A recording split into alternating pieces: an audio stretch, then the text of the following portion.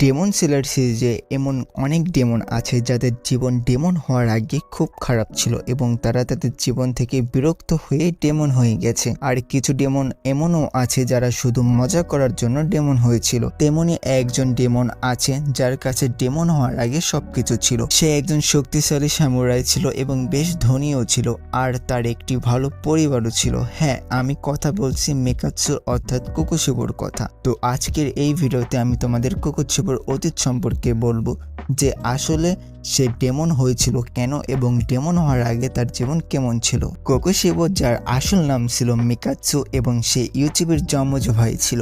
মিকাৎসু ইউচিবির মতোই একজন সামুরাই এবং একজন কিংবদন্তি সোয়ার্ডম্যান ছিল, কিন্তু যখন ইউরিচি জন্মগ্রহণ করেছিলেন তার কপালে একটি চিহ্ন ছিল যাকে আমরা ডেমন স্লেয়ার মার্ক বলি।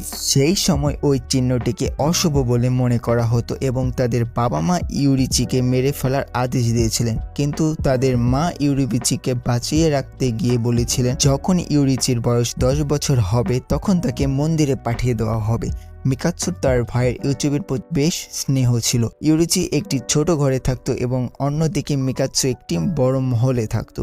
মিকাৎসু ইউরিচিকে একটি বাঁশি দিয়েছিল এবং বলেছিল যখনই তোমার আমার প্রয়োজন হবে তুমি এটি বাজাবে এবং আমি চলে আসব। মিকাৎসু মনে করতো ইউরিচিবি একজন ভীতু ছেলে, কারণ সে সবসময় তার মায়ের সাথে লেগে থাকতো।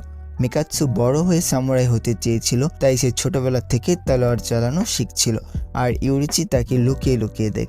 একদিন মিকাৎসুর শিক্ষক ভাবলেন কেন ইউরিচিকে কিছু শেখানো না যায়, তাই তিনি ইউরিচিকে শুধু তলোয়ার ধরে দাঁড়িয়ে থাকতে শিখিয়েছিলেন। আর ইউরিচি কোনো রকম অনুশীলন ছাড়াই সেই শিক্ষককে 4 বার আঘাত করেছিল এবং এটি দেখে সবাই একবারে অবাক হয়ে গিয়েছিল। আর এখন তাদের জীবনের মোড় খুব তাড়াতাড়ি পাল্টে যায়। কিছুদিন পর তাদের মা মারা যান এবং ইউরিচি বাড়ি ছেড়ে চলে যান, কারণ সে জানতো যদি সে বাড়িতে থাকে তাহলে তাকে মন্দিরে পাঠিয়ে দেওয়া হবে। মিকাৎসু তার মায়ের একটি ডায়েরি পায় যেখানে তার মায়ের সম্পর্কে লেখা ছিল সে অসুস্থ ছিল, যার কারণে তার শরীরের বাম দিক খুবই দুর্বল ছিল এবং এই সময় মিকাৎসু বুঝতে পেরেছিলেন ইউরিচি ভয় পেত না, সে তাদের সাথে লেগে থাকতো এই কারণে যাতে তাদের সমর্থন করতে পারে। এবং এরপর থেকে মিকাৎসুর মনে ধীরে ধীরে ইউরিচির জন্য ঘৃণা জন্মাতে শুরু করে। আর এখান থেকেই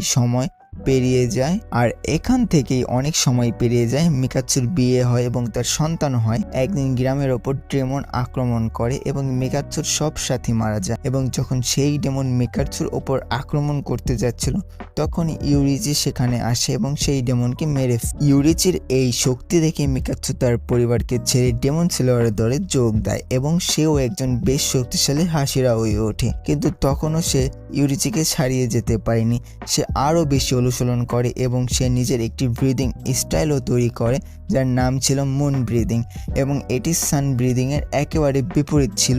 এরপর সে ইউরিচিকে ছাড়িয়ে যেতে পারে না। ডেমন স্লেয়ারের কার্ড সে এমনটা মনে করা যেত যে যার ওপর ডেমন স্লেয়ার মার্ক থেকে সে 25 বছরের বেশি বাঁচতে পারে না। আর এই কথা মিকাৎসুকে বেশ চিন্তিত করে তুলেছিল, কারণ তার ওপরেও ডেমন স্লেয়ার মার্ক চলে এসেছিল এবং সে মরতে যাচ্ছিল না। সম্ভবত মিকাৎসু কোথাও না কোথাও মরতে ভয় পেত।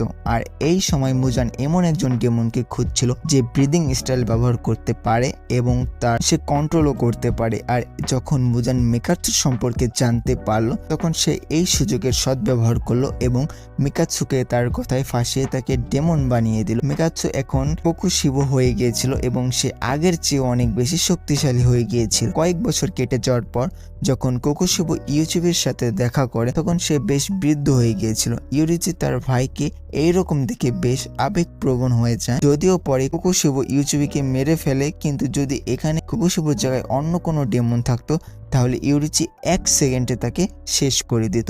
ইউরিচি কখনোই তার ভাইয়ের ওপর তলোয়ার উঠাতো না, এই কারণে সে কোকোশিবোকে মারেনি। যদিও এই ভিডিওটি ভালো লেগে থাকে তাহলে তুমি আমাকে কমেন্ট করে দিও, এরপর কোন ভিডিও এবং কোন ডেমন নিয়ে চাই কমেন্ট করে দিও।